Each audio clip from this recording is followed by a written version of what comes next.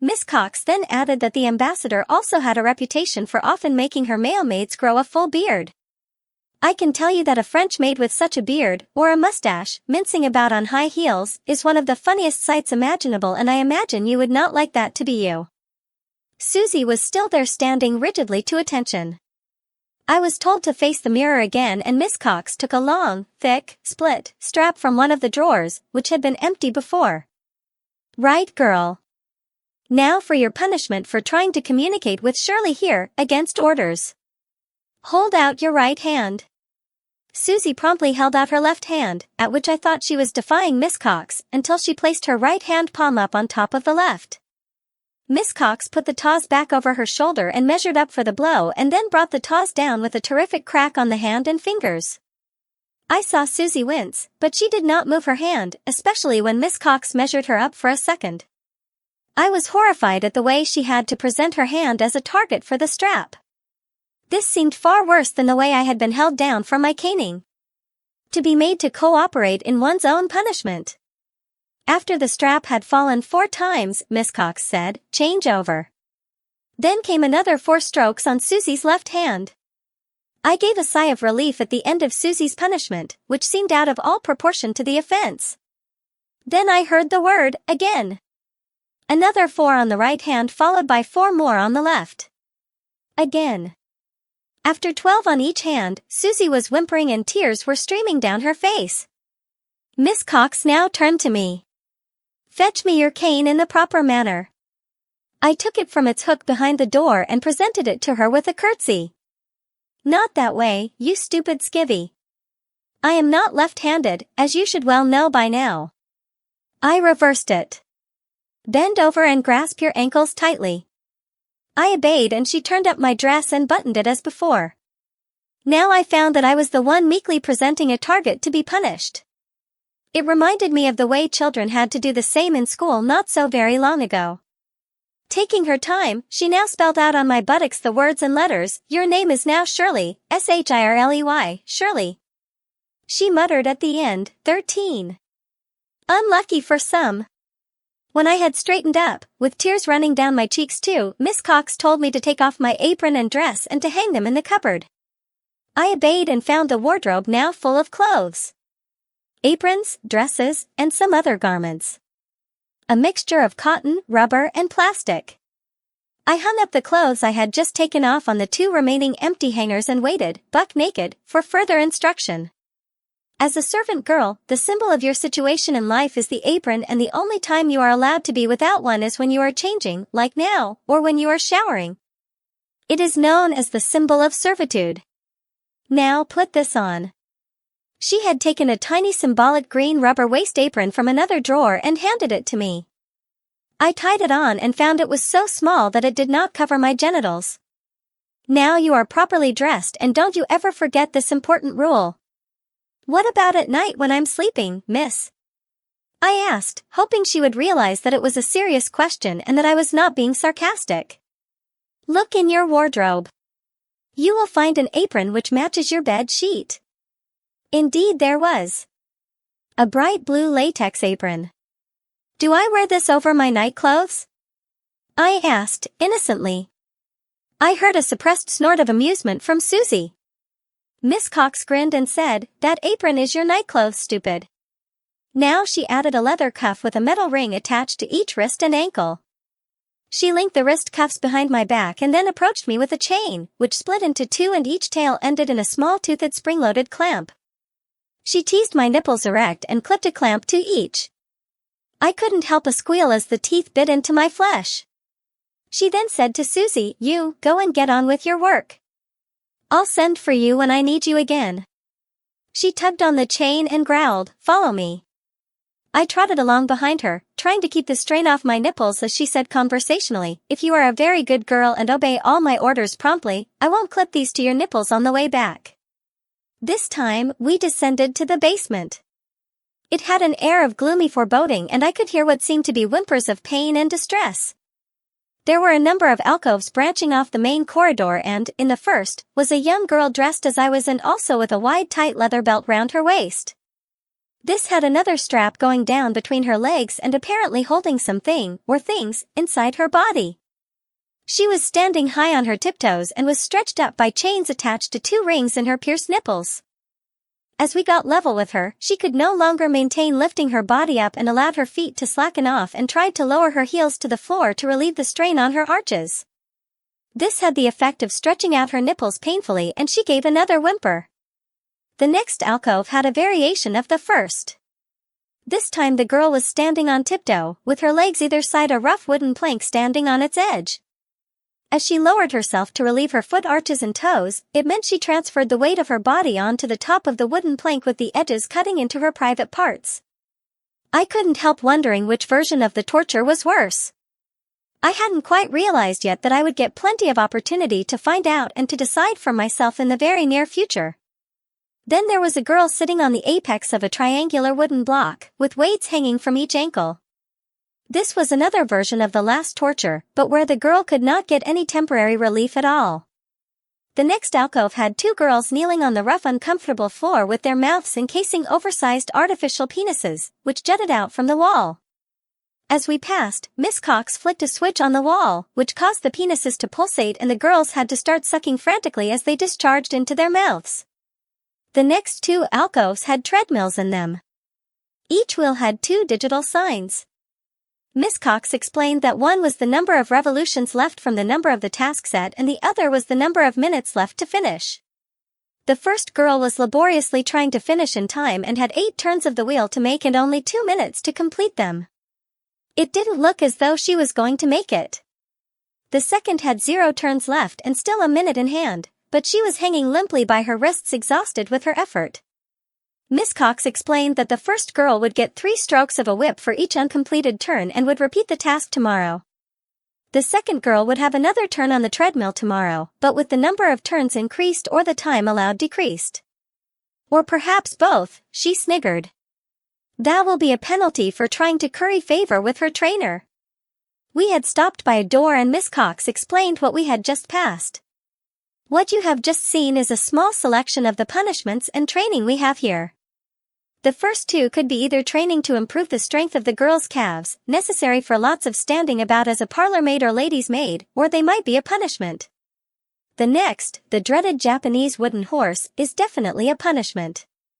The cock-sucking could be either. Every maid has to become proficient in that skill, to be able to please any males in the households they go to, but extra sessions are sometimes used for punishment, especially for girls who are known to hate it particularly. Similarly, the treadmill is a very good punishment to bring a girl into line, but is also very useful to get excess weight off. I expect you will have your due share of each in time. Further down this corridor are other examples, but, for the moment, I will let you just imagine what they might be, as they are waiting for you in here. By now my heart was in my boots. It had been bad enough to hear that I had been condemned to become a servant for 5 years, and a maidservant at that, but now to find out that this included such regular treatment was almost too much to bear. At least, I thought, it couldn't get any worse. Very soon, I was to find out that it could. Very much worse. At that moment, a long wailing scream echoed from a girl in the corridor beyond our position. I must have physically reacted, because Miss Cox grinned and said, "It sounds like another maid is learning the error of her ways." She then opened the door and tugged on my nipples, which made me feel doubly sorry for the 2 girls on tiptoe with their nipples under strain. Inside the door waited an instructor dressed as Miss Cox was, except that her blouse was black, instead of white. She had a switch hanging from her belt. It was a pale ivory color and was, in fact, made of whalebone. She was introduced as Miss Windsor. 4 female maids lined the wall. They were almost completely naked except for wrist and ankle bands and wide leather belts with straps passing down between their legs, and the obligatory symbolic small blue rubber aprons. In addition, they wore long clear plastic aprons on top and I could see through them that they had rings in their nipples. Also, what was more frightening, each of the 4 had a 1.5-inch metal ring through the septum of their noses. Good morning, Miss Windsor. This is the new maid, Shirley, for your attention. I'll collect her in about half an hour's time, if that is okay? Miss Cox went out leaving me there. Right, girls. Get started on her. for aprons rustled as the girls came towards me. I didn't try to resist them, so they had no reason to be extra rough with me. First they fitted a high stiff leather posture collar around my neck, which made my head immovable. Then I found myself on my back, spread-eagled on a large cold metal table, with my ankles fastened to the bottom corners and my arms pulled straight above my head. The fact that her assistants were not staff members was emphasized by a slash from Miss Windsor's switch, whenever her orders were not obeyed quickly enough to please her. A piece of cloth was dropped over my face so that I could not see anything that was going on and, particularly, what they were going to do to me next. I felt hands smoothing something under both my armpits and at the sides of my genitals. Then, at some signal that I couldn't see, the 4 pieces of sticky tape were ripped off simultaneously, to the accompaniment of a tearing sound and a loud surprised painful squeal from me. The hands resumed smoothing new pieces of tape on me and these were ripped off individually without any warning. This didn't hurt as much as the first time, but it was a shock each time it happened. Finally, they then cleared up any missed hairs by using tweezers and pulled them out, one by one. When they were finished, a grinning girl removed the cloth, but I still had a very restricted view around me, because I couldn't move my head. Another one of the girls teased my right nipple erect and then I saw Miss Windsor coming close. She was now wearing a yellow knee-length rubber apron. I knew instinctively that this was not as a status symbol like our aprons, or for show, but was for the normal purpose of protecting her uniform. In a leather-gloved hand, she was holding a red-hot needle and she very deliberately bored a hole in my nipple and then fitted a ring through it. Then the left nipple soon had a companion and I was sobbing with pain, shock, and humiliation. Next I understood the purpose of the collar. She now held a small punch and brought it up towards my nose. "Please don't do that to me," I begged. "Don't be such a baby about a little nose ring. Pigs and bulls don't make such a fuss when they are ringed." There was more excruciating pain and a squeal from me as she punched the hole through my septum. But she wasn't finished. She then ran a red-hot needle round the inside of the hole to cauterize it and finally fitted the nose ring. The bit that went through the hole was not as thick as the rest of the ring so that it swung freely when I eventually stood up and reached to the bottom of my chin. I thought they had to be finished, but next a rubber tube was pushed into my rectum and I was given a prolonged colonic irrigation with ice-cold water until Miss Windsor was satisfied that every last bit of shit had been washed out of my body. Next, yes, there was a next. A maid teased my penis into an erection and Miss Windsor roughly inserted a metal rod into it, like a solid catheter tube. After moving it around a lot, which caused me quite a bit of discomfort and pain, quite apart from being very humiliating in front of the young maids, she pulled it out, suddenly and roughly, and then replaced it with another rod, this time a much thicker one. More pain and discomfort and then a thick tube replaced it, which eventually entered my bladder and slowly drained every drop of urine from it. When she had finished, my hands were left fastened together and I was led into the next room, which was tiled, with a runoff in the corner. My hands were pulled above my head again and 2 of the maids came in and began to spread cream all over my body and to rub it in. When they were satisfied, Miss Windsor came back onto the scene. She had replaced her apron with a plastic raincoat. She picked up the nozzle of a hose and began to play needle jets of very cold water all over me, turning up the force when she aimed it at those sore areas between my legs and under my arms. As she sluiced the cream off, all my remaining body hair came to, leaving me with just the hair on my head and my eyebrows, my body being more totally naked than ever before. I could now understand the apparent need for them to wear waterproof aprons and the plastic raincoat. "I expect you are wondering why we didn't remove your other hair with the cream, aren't you?" In answer, I nodded, gasping for breath.